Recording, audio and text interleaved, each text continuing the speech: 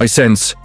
Ben Jacobs makes Newcastle transfer prediction as Liverpool lie in wait for Isak.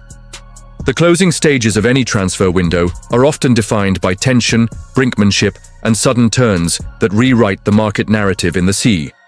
Space of hours, and the 2025 summer window is proving no different with Newcastle United's pursuit of a striker, Liverpool's patient monitoring of Alexander Isak, and Wolves' resistance over Jorgen Strand Larsen creating one of the most intriguing late stories of the market.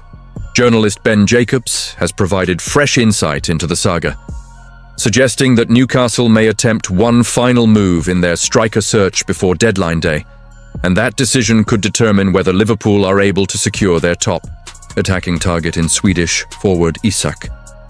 Newcastle's position is complicated because while the 25-year-old has made no secret of his desire to leave St James's Park for a new challenge, the Magpies under Eddie Howe have been consistent in their public stance.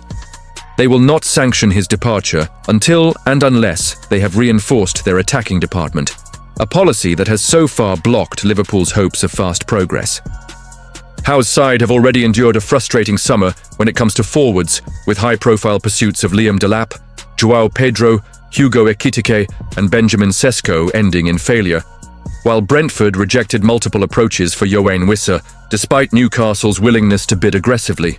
That sequence of dead ends has left the club scrambling for solutions. And now all eyes are on Jorgen Strand Larsen, the Norwegian target man who has become Newcastle's #1 option.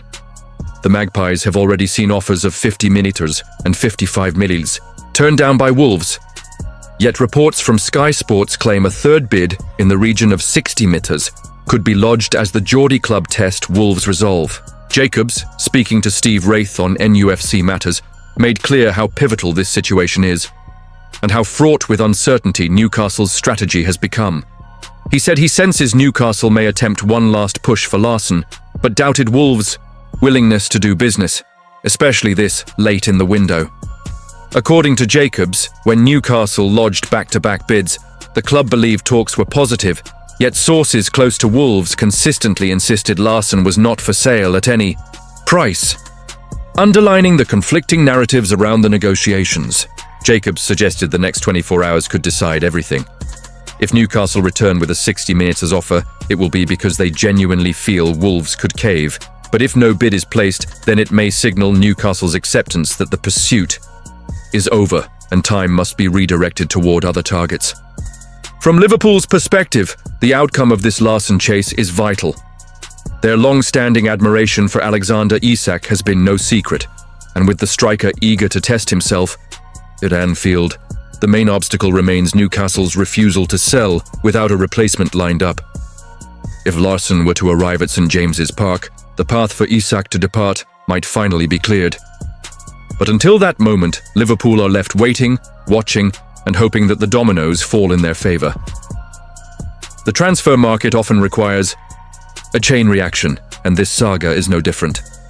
Wolves themselves are exploring forward options, with Genk striker Tolu Arokodare emerging as a possible signing. Should they secure Arokodare, they might be slightly more open to the idea of cashing in on Larsen for a massive 60 millimeters fee, which in turn could unlock Newcastle's willingness to let go of Isak. Yet the entire sequence is precarious. Wolves may hold firm. Genk could resist losing Arokodare at this stage. Newcastle might balk at going higher, and Liverpool's patience could ultimately run out. Jacobs' prediction highlights this knife-edge dynamic. Newcastle have to decide whether to make one last push, and Liverpool must weigh whether to gamble on waiting until deadline day or pivot to alternatives. The broader context complicates things further because Newcastle, like other Premier League clubs, are operating under strict profit and sustainability rules. The financial logic of selling Isak is undeniable. A V north of 100 meters would not only give them huge breathing room, but also allow them to reinvest while showing compliance with PSR. Bringing in Larsen at 60 meters would still leave them with a significant net profit, yet the sporting risk of losing a proven star remains considerable. Howe knows how vital Isak is to Newcastle's attack, but he also knows the player is unsettled and that Liverpool's interest will not vanish. Liverpool's recruitment team under Richard Hughes and manager Arne Slot have approached this pursuit with patience and strategic clarity. Isak at 25 represents the ideal profile. Experienced enough to deliver immediately, young enough to grow, technically adept in pressing and link-up play, and clinical in front of goal. He can lead the line centrally or drift into wider positions, offering flexibility that would allow Slot to rotate seamlessly with Darwin Núñez, Cody Gakpo and Diogo Jota, were he still alive. In Liverpool's evolving system, a forward with Isak's intelligence could become the focal point of a new attacking era. The club are conscious of the time pressure, only 4 days remain in the window, and that selling clubs will demand premium fees given the difficulty of finding replacements. They also know that Isak himself is keen on the move, making this not simply a financial transaction, but a human decision about ambition and opportunity. The tactical benefits for Liverpool are obvious. Isak's pressing intelligence suits the club's ethos. His versatility gives Slot options to reshuffle formations, and his age profile makes him a long-term pillar. Bringing him in could also stabilize Núñez's form, allowing the Uruguayan to play in wider or rotational roles that emphasize his strengths. The waiting game is, however, excruciating. Liverpool cannot force Newcastle's hand, and Newcastle cannot release Isak without securing another striker. Wolves, for their part, have no intention of weakening themselves days before the season intensifies. This triangular tension has created one of the most compelling sagas of the summer. Jacob's remarks, carefully measured, reflect how uncertain everything remains. He said plainly, "This is quite a difficult one, I sense, for Newcastle to get done." And that assessment underscores how fragile the pursuit of Larsen is and how much hinges on Wolves' next move.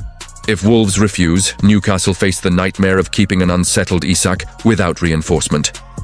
If Wolves sell, Newcastle could finally release their grip and allow Liverpool to swoop. For Liverpool, this is a test of patience and nerve, a case study in how modern transfers are shaped not by one negotiation, but by a chain of interconnected moves across leagues and clubs. With the window closing, the urgency will rise, bids may escalate, and final decisions will be forced. But as of now, Liverpool wait in the shadows, Newcastle weigh their final gamble, Wolves stand firm, and Isak's future hangs in the balance. In the coming days, one bid, one phone call, or one breakthrough could alter everything. And as Jacobs put it, this is the last chance for Newcastle to decide whether to unlock Liverpool's dream signing or drag the saga into stalemate.